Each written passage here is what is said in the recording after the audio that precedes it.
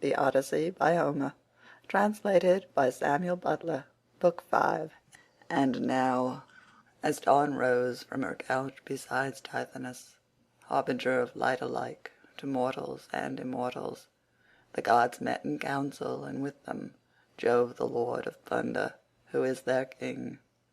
Thereon Minerva began to tell them of the many sufferings of Ulysses, for she pitied him away there in the house of the nymph Calypso.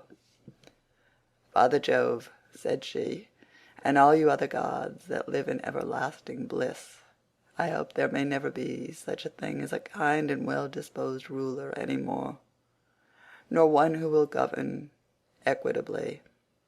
I hope they will all be henceforth cruel and unjust, for there is not one of his subjects but has forgotten Ulysses, who ruled them as though he were their father. There he is, lying in great pain, in an island where dwells the nymph Calypso, who will not let him go, and he cannot get back to his own country, for he can find neither ships nor sailors to take him over the sea. Furthermore, wicked people are now trying to murder his only son Telemachus, who is coming home from Elis and Lacedaemon, where he has been to see if he can get further news of his father." "What, my dear, are you talking about?" replied her father. "Did you not send him there yourself, because you thought it would help Ulysses to get home and punish the suitors?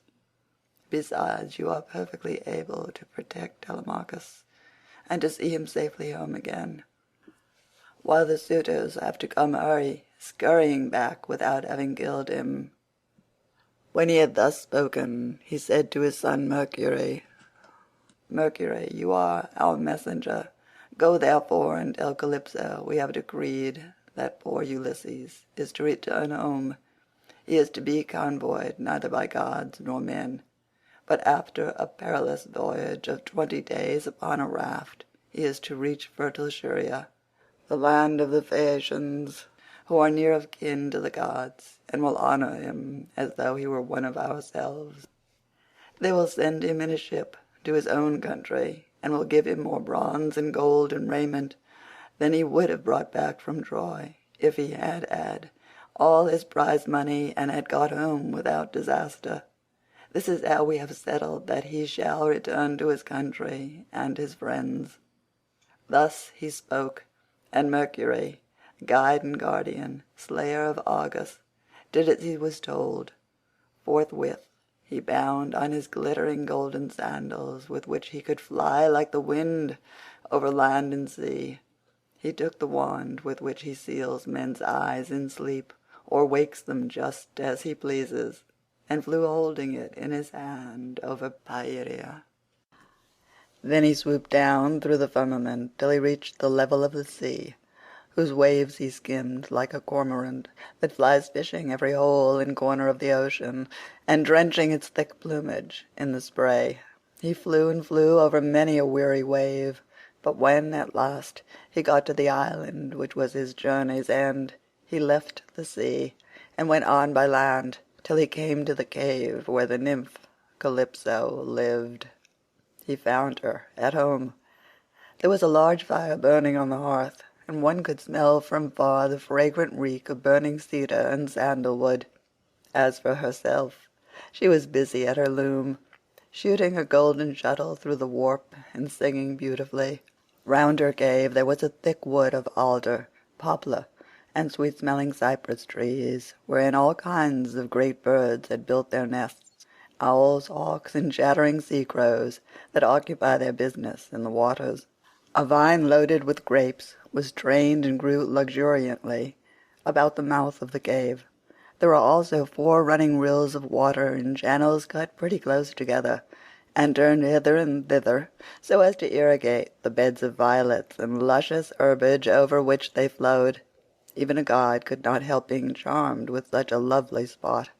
So Mercury stood still and looked at it. But when he had admired it sufficiently, he went inside the cave. Calypso knew him at once, for the gods all know each other, no matter how far they live from one another. But Ulysses was not within. He was on the seashore as usual, looking out upon the barren ocean, with tears in his eyes, groaning and breaking his heart for sorrow.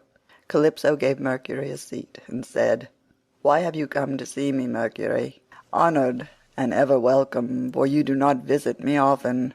Say what you want. I will do it for you at once if I can, and if it can be done at all. But come inside, and let me set refreshment before you." As she spoke, she drew a table loaded with ambrosia beside him, and mixed him some red nectar. So Mercury ate and drank till he had had enough, and then said, "We are speaking god and goddess to one another, and you ask me why I have come here, and I will tell you truly, as you would have me do. Jove sent me. It was no doing of mine. Who could possibly want to come all this way over the sea, where there are no cities full of people to offer me sacrifices or choice hecatombs? Nevertheless I had to come, for none of us other gods can cross Jove, nor transgress his orders. He says that you have here the most ill-starred of all those who fought 9 years before the city of King Priam, and sailed home in the 10th year after having sacked it. On their way home they sinned against Minerva, who raised both wind and waves against them, so that all his brave companions perished, and he alone was carried hither by wind and tide. Jove says that you are to let this man go at once, for it is decreed that he shall not perish here, far from his own people, but shall return to his house and country and see his friends again." Calypso trembled with rage when she heard this. "You gods," she exclaimed, "ought to be ashamed of yourselves. You are always jealous and hate seeing a goddess take a fancy to a mortal man and live with him in open matrimony. So when rosy-fingered Dawn made love to Orion, you precious gods were all of you furious till Diana went and killed him in Ortygia. So again when Ceres fell in love with Iasion, and yielded to him in a thrice-ploughed fallow field, Jove came to hear of it before so long and killed Iasion with his thunderbolts. And now you are angry with me too, because I have a man here. I found the poor creature sitting all alone astride of a keel, for Jove had struck his ship with lightning and sunk it in mid-ocean, so that all his crew were drowned, while he himself was driven by wind and waves on to my island. I got fond of him and cherished him, and had set my heart on making him immortal, so that he should never grow old all his days. Still I cannot cross Jove, nor bring his counsels to nothing. Therefore, if he insists upon it, let the man go beyond the seas again. But I cannot send him anywhere myself, for I have neither ships nor men who can take him. Nevertheless, I will readily give him such advice in all good faith as will be likely to bring him safely to his own country." "Then send him away," said Mercury, "or Jove will be angry with you and punish you." On this he took his leave, and Calypso went out to look for Ulysses, for she had heard Jove's message. She found him sitting upon the beach, with his eyes ever filled with tears, and dying of sheer homesickness, for he had got tired of Calypso, and though he was forced to sleep with her in the cave by night, it was she, not he, that would have it so. As for the daytime, he spent it on the rocks and on the seashore, weeping, crying aloud for his despair, and always looking out upon the sea. Calypso then went close up to him and said, "My poor fellow, you shall not stay here grieving and fretting your life out any longer. I am going to send you away of my own free will. So go, cut some beams of wood, and make yourself a large raft, with an upper deck, that it may carry you safely over the sea. I will put bread, wine, and water on board to save you from starving. I will also give you clothes, and will send you a fair wind to take you home, if the gods in heaven so will it, for they know more about these things and can settle them better than I can." Ulysses shuddered as he heard her. "Now, goddess," he answered, "there is something behind all this. You cannot be really meaning to help me home when you bid me do such a dreadful thing as put to sea on a raft. Not even a well-found ship with a fair wind could venture on such a distant voyage. Nothing that you can say or do shall make me go on board a raft unless you first solemnly swear that you mean me no mischief. Calypso smiled at this and caressed him with her hand. "You know a great deal," said she, "but you are quite wrong here. May heaven above and earth below be my witnesses, with the waters of the river Styx, and this is the most solemn oath which a blessed God can take, that I mean you no sort of harm, and am only advising you to do exactly what I should do myself in your place. I am dealing with you quite straightforwardly. My heart is not made of iron, and I am very sorry for you." When she had thus spoken, she led the way rapidly before him, and Ulysses followed in her steps. So the pair, goddess and man, went on and on till they came to Calypso's cave, where Ulysses took the seat that Mercury had just left. Calypso set meat and drink before him, of the food that mortals eat, but her maids brought ambrosia and nectar for herself, and they laid their hands on the good things that were before them. When they had satisfied themselves with meat and drink, Calypso spoke, saying, "Ulysses, noble son of Laertes, so you would start home to your own land at once? Good luck go with you, but if you could only know how much suffering is in store for you before you get back to your own country, you would stay where you are. Keep house along with me, and let me make you immortal, no matter how anxious you may be to see this wife of yours, of whom you are thinking all the time, day after day. Yet I flatter myself that I am no whit less tall or well-looking than she is, for it is not to be expected that a mortal woman should compare in beauty with an immortal." "Goddess," replied Ulysses, "do not be angry with me about this. I am quite aware that my wife Penelope is nothing like so tall or so beautiful as yourself. She is only a woman, whereas you are an immortal.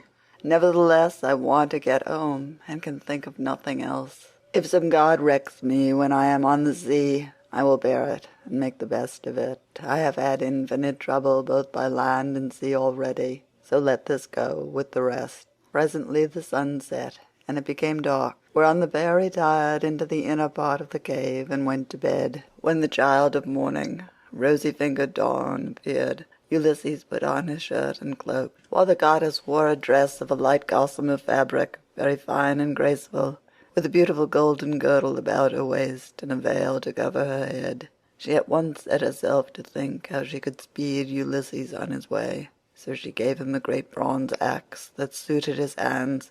It was sharpened on both sides and had a beautiful olive wood handle fitted firmly on to it. She also gave him a sharp adze, and then led the way to the far end of the island where the largest trees grow, alder, poplar, and pine, that reach the sky, very dry and well seasoned, so as to sail light for him in the water.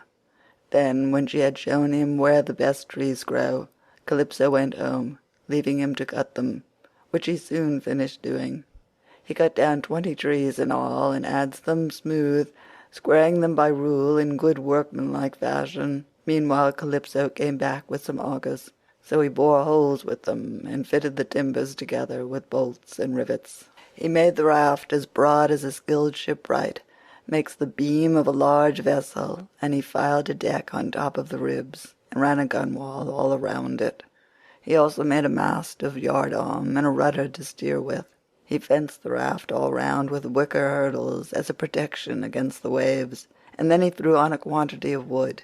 By and by Calypso brought him some linen to make the sails, and he made these too excellently, making them fast with braces and sheets. Last of all, with the help of levers, he drew the raft down into the water. In 4 days he had completed the whole work, and on the 5th Calypso sent him from the island, after washing him and giving him some clean clothes. She gave him a goatskin full of black wine, and another larger one of water. She also gave him a wallet full of provisions, and found him much good meat.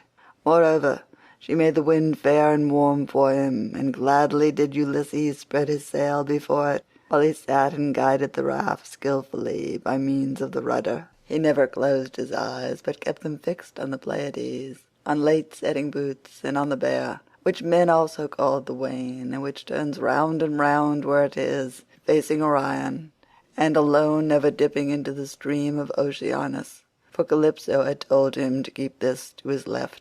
Days 7 and 10 did he sail over the sea, and on the 18th the dim outlines of the mountains on the nearest part of the Phaeacian coast appeared, rising like a shield on the horizon. But King Neptune, who was returning from the Ethiopians, caught sight of Ulysses a long way off. From the mountains of the Solymi he could see him sailing upon the sea, and it made him very angry. So he wagged his head and muttered to himself, saying, "Heavens, so the gods have been changing their minds about Ulysses while I was away in Ethiopia. And now he is close to the land of the Phaeacians, where it is decreed that he shall escape from the calamities that have befallen him, till he shall have plenty of hardship yet before he has done with it." Thereon he gathered his clouds together, grasped his trident, stirred it round in the sea, and roused the rage of every wind that blows till earth, sea, and sky were hidden in cloud, and night sprang forth out of the heavens. Winds from east, south, north, and west fell upon him all at the same time, and a tremendous sea got up, so that Ulysses' heart began to fail him. "Alas," he said to himself in his dismay, "whatever will become of me? I am afraid Calypso was right when she said I should have trouble by sea before I got back home. It is all coming true. How black is Jove, making heaven with his clouds, and what a sea the winds are raising from every quarter at once! I am now safe to perish. Blessed and thrice blessed were those Danaans who fell before Troy in the cause of the sons of Atreus. Would that had been killed on the day when the Trojans were pressing me so sorely about the dead body of Achilles, for then I should have had due burial, and the Achaeans would have honoured my name. But now it seems that I shall come to a most pitiable end." As he spoke, a sea broke over him with such terrific fury that the raft reeled again, and he was carried overboard a long way off. He let go the helm, and the force of the hurricane was so great that it broke the mast half-way up, and both sail and yard went over into the sea. For a long time Ulysses was under water, and it was all he could do to rise to the surface again, for the clothes Calypso had given him weighed him down. But at last he got his head above water and spat out the bitter brine that was running down his face in streams. In spite of all this, however, he did not lose sight of his raft, but swam as fast as he could towards it, got hold of it, and climbed on board again so as to escape drowning. The sea took the raft and tossed it about as autumn winds whirl thistle down round and round upon a road. It was as though the south, north, east, and west winds were all playing battledore and shuttlecock with it at once. When he was in this plight, Ino, daughter of Cadmus, also called Leucothea, saw him. She had formerly been a mere mortal, but had been since raised to the rank of a marine goddess. Seeing in what great distress Ulysses now was, she had compassion upon him, and rising like a seagull from the waves, took her seat upon the raft. "My poor good man," said she, "why is Neptune so furiously angry with you? He is giving you a great deal of trouble, but for all his bluster he will not kill you. You seem to be a sensible person. Do then as I bid you. Strip, leave your raft to drive before the wind, and swim to the Phaeacian coast where better luck awaits you. And here, take my veil and put it round your chest. It is enchanted, and you can come to no harm so long as you wear it. As soon as you touch land, take it off. Throw it back as far as you can into the sea, and then go away again." With these words she took off her veil and gave it to him. Then she dived down again like a seagull and vanished beneath the dark blue waters. But Ulysses did not know what to think.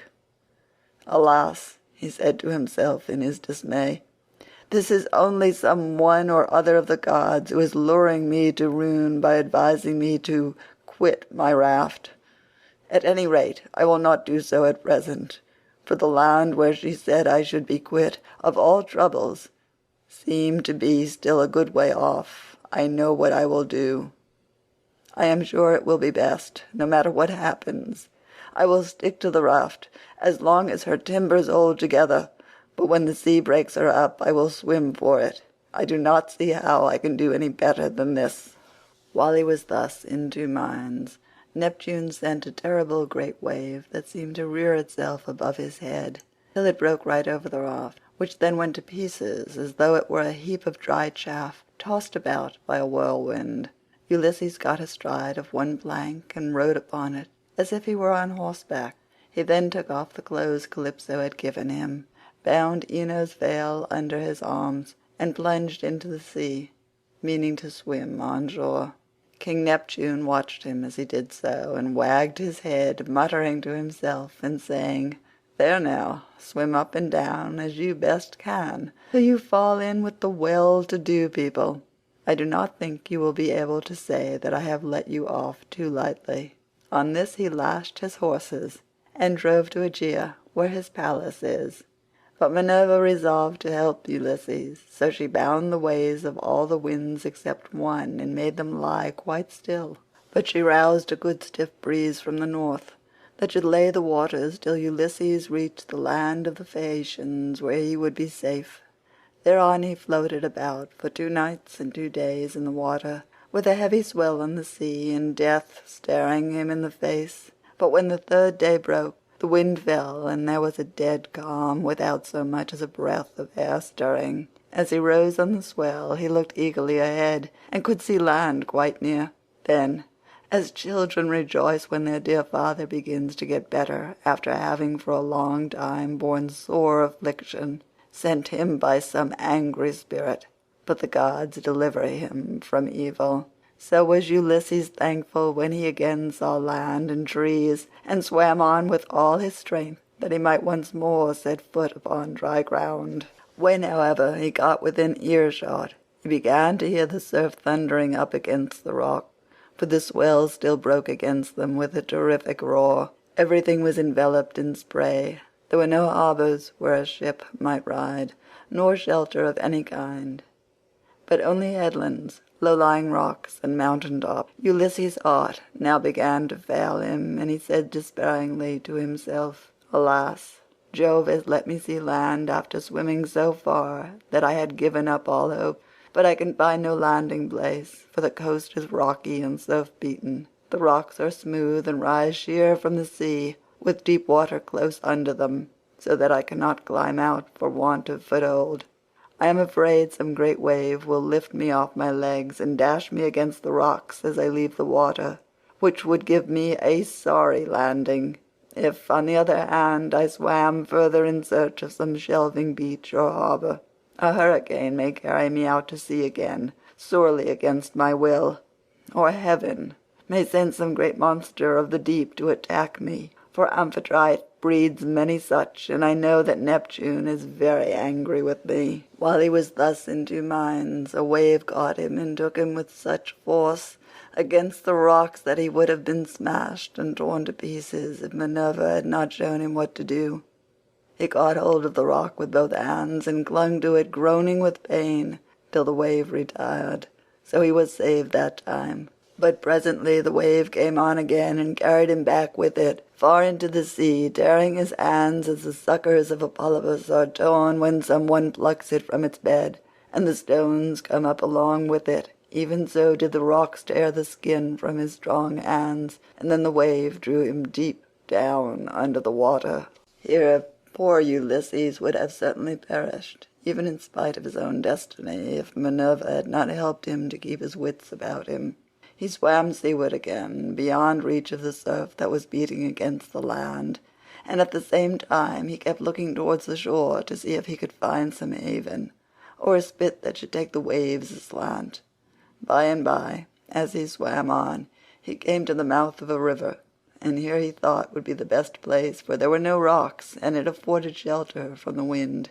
He felt that there was a current, so he prayed inwardly, and said, "Hear me, O king, whoever you may be, and save me from the anger of the sea-god Neptune, for I approach you prayerfully.